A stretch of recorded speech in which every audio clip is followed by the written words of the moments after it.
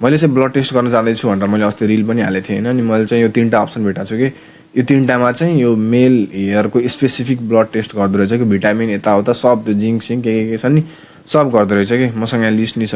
मैले चाहिँ क्युरा हेल्थ भन्ने एप डाउनलोड गरेको थिएँ होइन। त्यसमा चाहिँ यो क्युरा हेल्थ भन्ने एप हो।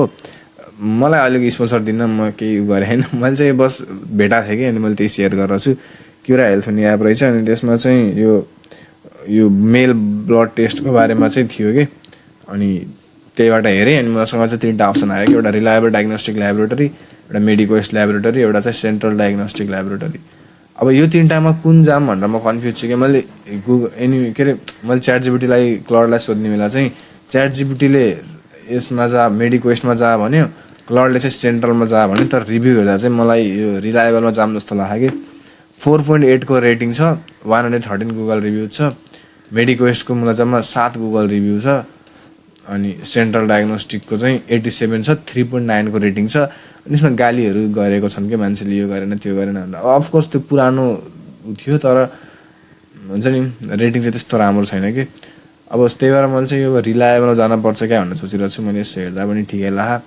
म चाहिँ यसमा गएर चाहिँ अब चेक गराउँछु कि दुइटै एवाला सब 3टै यो ए लेभलकाहरू हुन् कि लगभग ट्रस्ट गर्न लायक उहरू हुन्।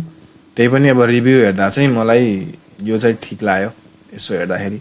अब मेरो रिभ्यू चाहिँ अब के हुन्छ थाहा छैन तर यिनीहरूको अरूको रिभ्यू हेर्दा चाहिँ मलाई ठिकै लाग्यो कि यो चाहिँ यस्तो यस्तो छ यस्तो यस्तो छ।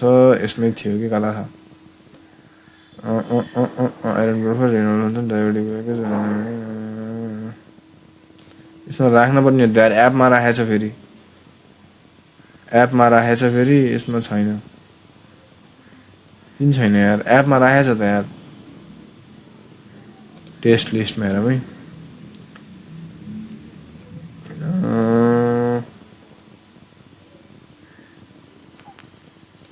एपमा राखेछ कि एपमा लिटरली राखेछ एकछिन है। बुकल एप टेस्टमा जाने, भ्युअलमा जाने, packages, male hair fall screening यसमा छ के जुम हुन्न तर यसमा छ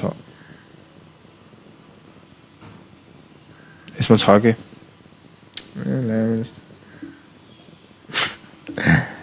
यसमा छ होइन।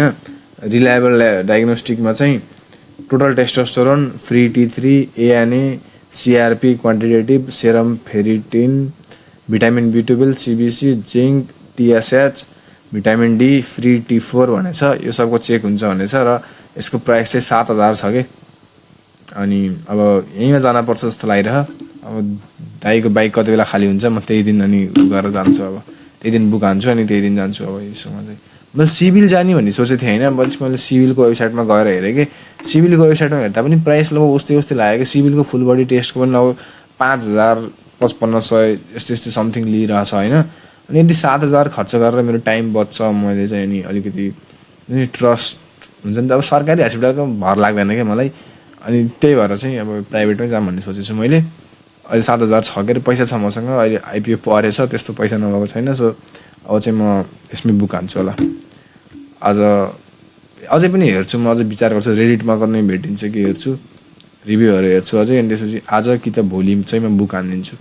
यही हप्ता चाहिँ म चेक गराउन जान्छु कि अब त्यसपछि म हेर्छु। This fucking hair lines should be fixed.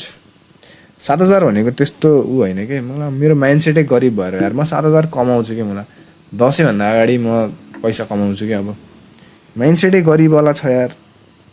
मलाई माइन्डसेट गरिबवाला भएर भएन नि त। त्यसपछि 7,000 यसमा खर्च हुन्छ ब्लड टेस्टमा। त्यसपछि म हेयर क्लिनिकमा गएँ भने अझै 7,000-8,000 खर्च हुन्छ होला। 10,000 खर्च हुन्छ होला। पैसा त खर्च हुन्छ मस्त तर कमाउनु पऱ्यो।